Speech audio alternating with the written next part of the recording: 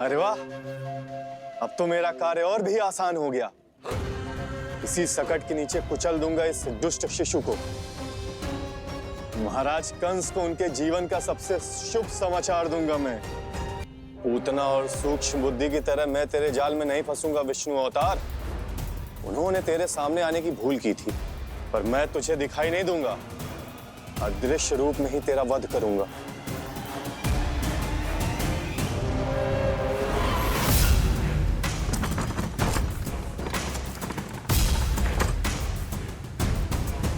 तेरी मां तुझे साधारण से धूप से बचाना चाहती थी।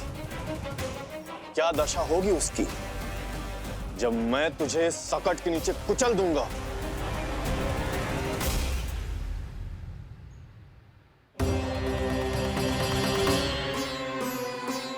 जाने ये पूजा कब समाप्त होगी।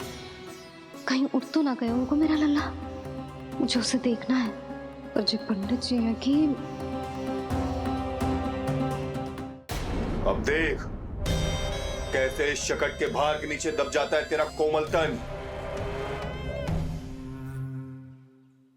यशोदा, पूजा समाप्त होने वाली, आरती को समय हो रहा है। लल्ला सुरक्षित है, चिंता ना करो। कितना नन्हा सा है तू, फिर भी तूने महाराज कंस की रातों की नींद, सुख चैन सब छीन लिया। अब मैं तुझसे तेरे प्राण छीनूंगा। तैयार हो जा।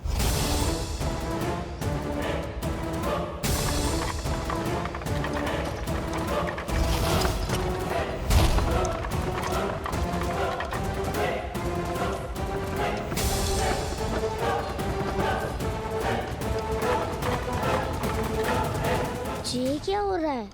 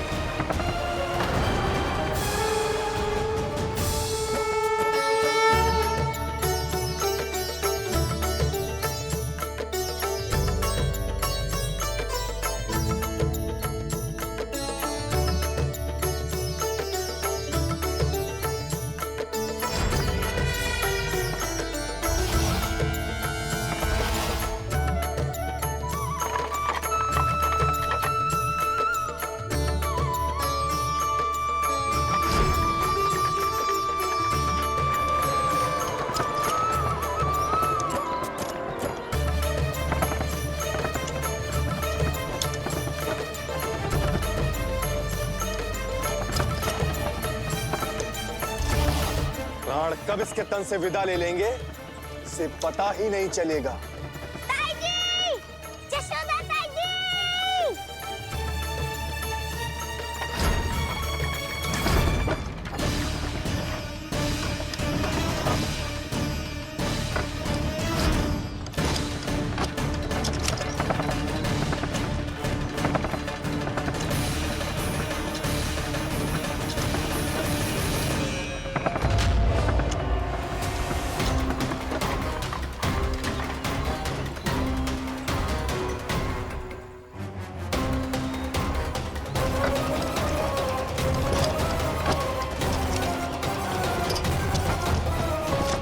निद्रा देवी, समय हो गया है।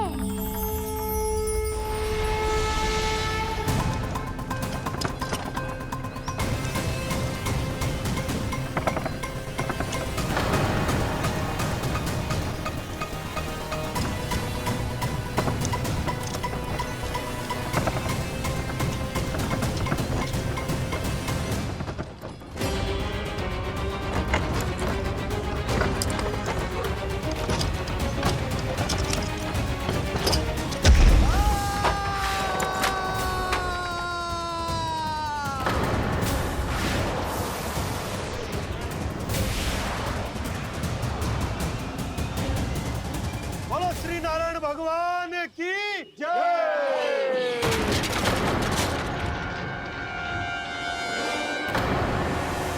यशोदा ताई जी, जल्दी आओ।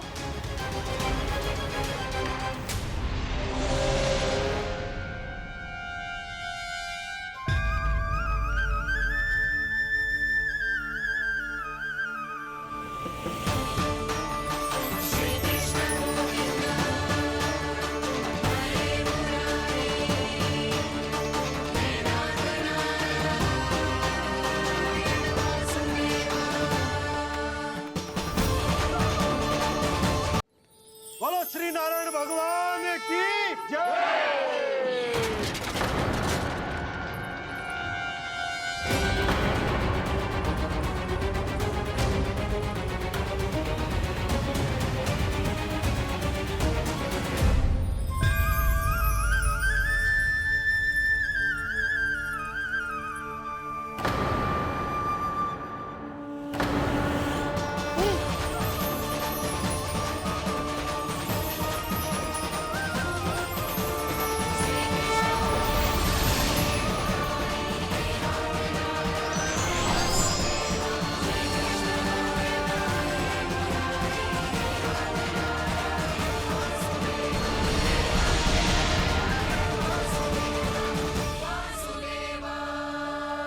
प्रभु,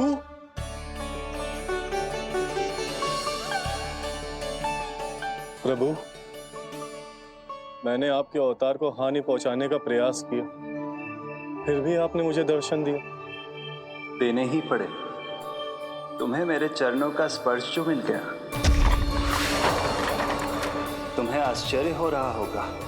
एक साधारण से स्पर्श से तुम्हें वो मिला जो बड़े से बड़े ऋषियों को भी कठिन से कठिन तपस्या के बाद भी नहीं मिलता। इसका उत्तर तुम्हारे अतीत में छुपा है। दैत्य हिरण्याक्ष के पुत्र के रूप में तुम्हारा जन्म हुआ था। शीघ्र ही तुम बहुत अधिक विशाल और असीम बलशाली हो गए थे, पर तुम अपनी शक्ति का प्रयोग अनुचित ढंग से करते थे। एक दिन तुमने महर्षि लोमस के आश्रम में बहुत ही उत्पात मचाया, हरे भरे वृक्षों को नष्ट कर दिया।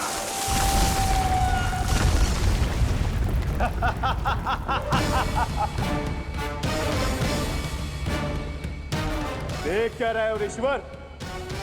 ये विशाल वृक्ष भी मेरे इस विराट तन के आगे कुछ भी नहीं है। जिसे स्वयं अर्जित तक नहीं किया, उस तन पर इतना अभिमान। तो सुन ले, जिनसे तेरा तन बना है, उन्हीं पंच तत्वों में इसी क्षण ये विलीन हो जाएगा। ये मेरा श्राप है तुझे, मेरा श्राप है तुझे।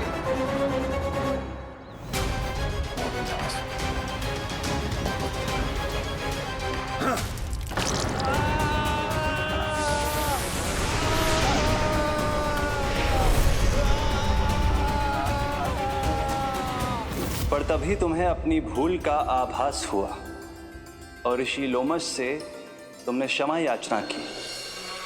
क्षमा करे ऋषिवर, क्षमा करे। मैं मूर्ख, अभिमानी हूँ, अज्ञानी हूँ, परंतु आप तो दया के सागर है। कृपा करे ऋषिवर, कृपा करे। बिना तन के मैं कैसे जीवित रह पाऊंगा? तुम जीवित भी रहोगे और अपने दैनिक कार्यों का संचालन भी कर पाओगे, किंतु सजीव प्राणियों या निर्जीव वस्तुओं की सहायता से। ऐसा जीवन तो मृत्यु के समान है ऋषिवर। इससे अच्छा है आप मुझे जीवन से मुक्ति दे दो। मुक्ति भी अवश्य मिलेगी तुम्हें, पर जब तुम परम प्रभु श्री हरि नारायण के चरणों का स्पर्श करोगे, चरणों का स्पर्श करोगे।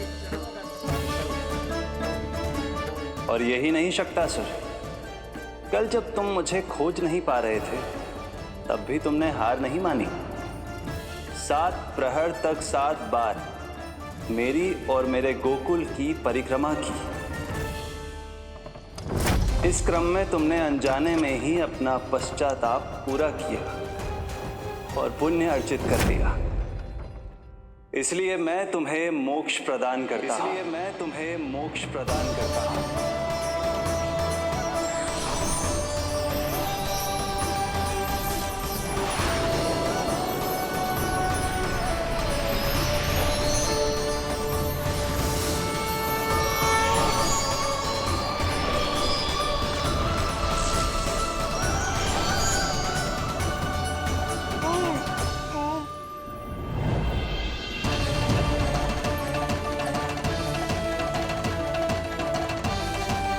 यशोदा ताई जी, जल्दी आओ। नीलमणि, मेरा लल्ला। लल्ला, तुझे कुछ हुआ तो ना है ना? तुम ठीक तो है ना? मेरा नीलमणि, मेरा प्यारा बच्चा।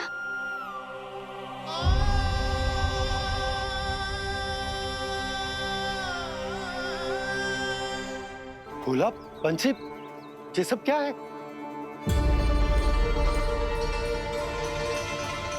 उज्जवल, ये किसने करो है? और देख, कहानी मत सुनाइयो। उज्जवल पुत्र, कैसे हुआ ये सब? किसने किया? और किसने? महाबली नीलमणि ने, बड़ी ताई जी।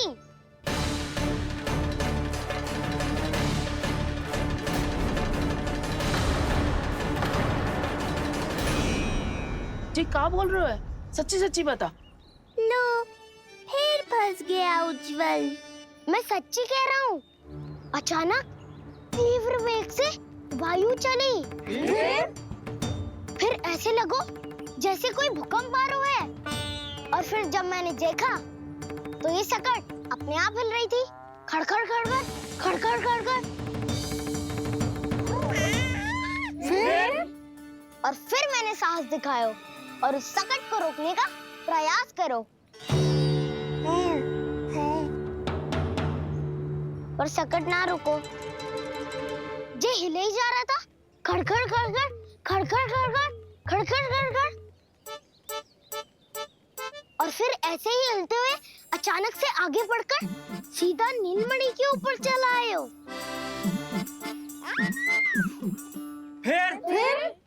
फिर सकट भी हिल रहा था, खड़खड़ खड़खड़, और सकट का सामान भी हिल रहा था, थरथर थरथर।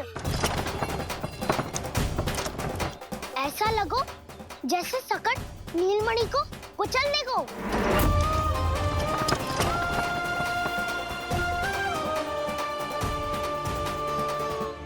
पर तभी जे जाग गए हो। इसने खींचकर अपने पांव का प्रहार करो और जीत गया सकट आकाश पे।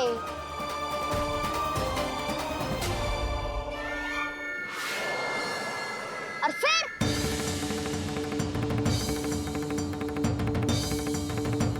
धड़ाम,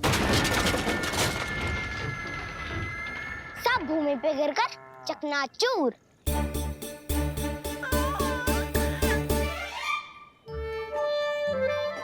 मैं सच्ची कह रहा हूँ ताई जी, नीलमणि के पैर का स्पर्श होते ही वो सकट ऐसे वायु में उड़ी जैसे कोई फूल।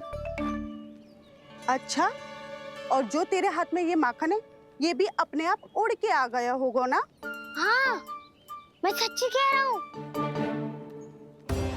सदा बड़पोलापन, ये अच्छी बात ना है लल्ला। सत्य बता। मैया, मैं सत्य बोल रहा हूँ। ये सकट अपने आप ही आयो था और नीलमणि के प्रहार करते ही दूर जा गिरो। अरे, ये बड़बोले से पूछने से अच्छा है कि हमें स्वयं विचार करना चाहिए कि ये सकट टूटा कैसे। हाँ नंदराज, हाँ, हम भी आरती के लिए भीतर चले गए थे। हाँ। अरे, आप सब मेरा विश्वास क्यों ना कर रहे हो? नीलमणि के प्रहार से ही उज्जवल, सकट बहुत पुराना था, पहिया ढीला होकर खुल गया होगा। यशोदा, अनेक कारण हो सकते हैं, चिंता करने की कोई आवश्यकता ना है। मैं चिंता क्यों करने लगी भला? मेरे नीलमणि के गले में रक्षा वाला कंठक पहले से ही है। और हम ये सब पूजा पाठ इतने विधि विधान से इसी के लिए तो कर रहे हैं, है ना पंडित जी? हाँ रानी जी। तो बस फिर मेरे लल्ला को कछु क्यों होने लगा? और आप सब स्वयं ही देख लो ना, जे इतना बड़ा सकट टूट के बिखर गया है, किंतु मेरे लल्ला को एक खरोच भी ना आई। इसका अर्थ तो यही है ना कि हम जो भी कर रहे हैं सही कर रहे हैं। मुझे चिंता करने की कछु आवश्यकता ही ना है। चलो सब भीतर चलते हैं। हाँ हाँ, लल्ला को भूख भी लगी आई होगी। चल।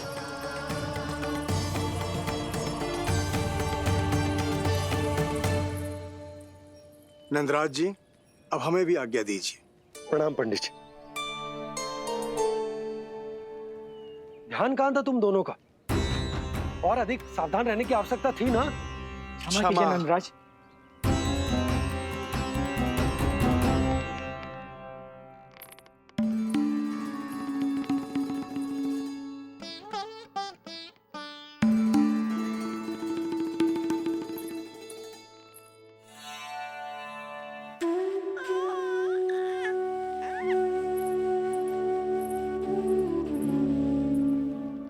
यशोदा, क्या हुआ? बोलो ना, क्या सोच रही हो?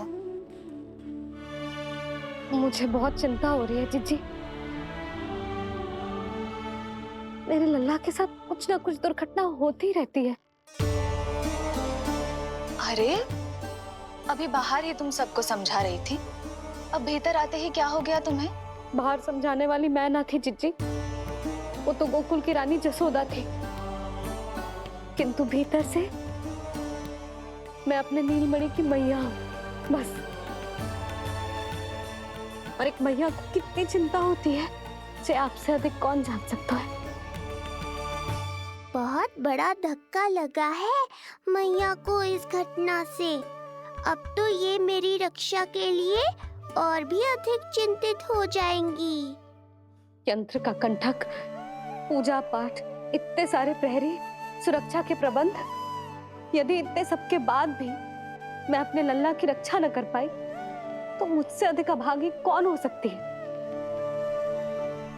मैं तुम्हारे मन की दशा समझती हूँ यशोदा। इसी चिंता के कारण ही तो मैंने आज तक अपने पुत्र को छुपा कर रखा है। मैं जानती हूँ जिज्जी, मैं समझती हूँ। मैंने तो नीलमणि के लिए इतने सारे संस्कार भी करो है, पूजा पाठ की है, किंतु मैंने तो आज तक अपने पुत्र का एक भी संस्कार नहीं किया है। आंसू पोंछ लीजिए बड़ी माँ, शीघ्र ही सब कुछ ठीक हो जाएगा। जब मैंने उसे जन्म दिया, उसके बाद से आज तक ना उसे घर के बाहर लाई हूँ, ना कोई संस्कार किया है। मैं तो उसका नामकरण भी नहीं करवा पाई हूँ यशोदा। उसके जन्म के समय स्वामी ने ये संदेश भिजवाया था कि उस कंस को हमारे पुत्र के बारे में तनिक भी भनक नहीं पड़नी चाहिए। तब से आज तक भय के छाव में जीती आई हूँ कि वो कंस कहीं हमारे पुत्र को भी ना मार दे, जैसे देवकी के सारे संतानों को मार दिया है। ये आशंका कभी सत्य नहीं होगी बड़ी माँ, मैं हूँ ना। माँ अपनी संतान के मन की बात बिना कहे ही समझ जाती है। आप भी समझ जाओ ना मैया। जिज्जी, हमें रोना ना चाहिए। हमें देख के लल्ला भी रो रहा है। मैया, आपकी सहायता की आवश्यकता है मुझे ऐसे क्यों लग रहा है जैसे लल्ला मुझसे कुछ कहना चाह रहा है। दाऊ को हम सबसे दूर कब तक रखेंगे बड़ी माँ? ये सोच रहा होगा कि अब तक आपने इसके दाऊ को छुपा के क्यों रखो है। मैं उनसे मिलना चाहता हूँ मैया।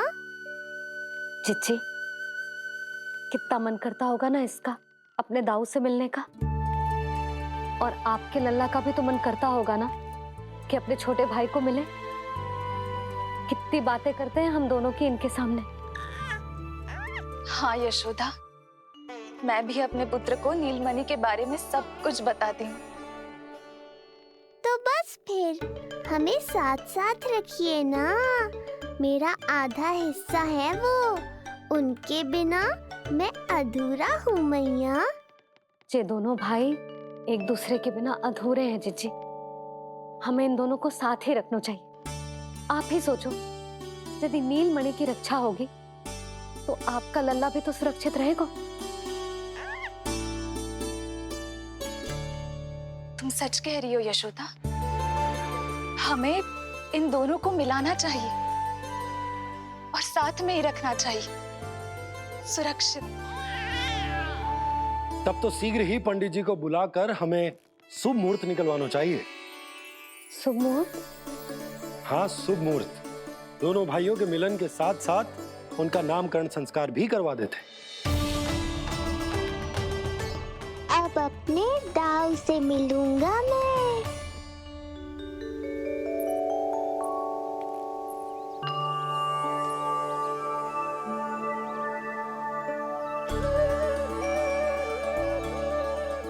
ऋषिवर की दिव्य आभा के कारण ये वातावरण कितना शुद्ध, कितना पवित्र लग रहा है ना। हाँ देवकी, इनका तेज ही ऐसा है कि इनके निकट केवल पवित्रता ही वास कर पाती है। किसी भी प्रकार की दुष्टता इनके पास जाने से पहले ही नष्ट हो जाती है।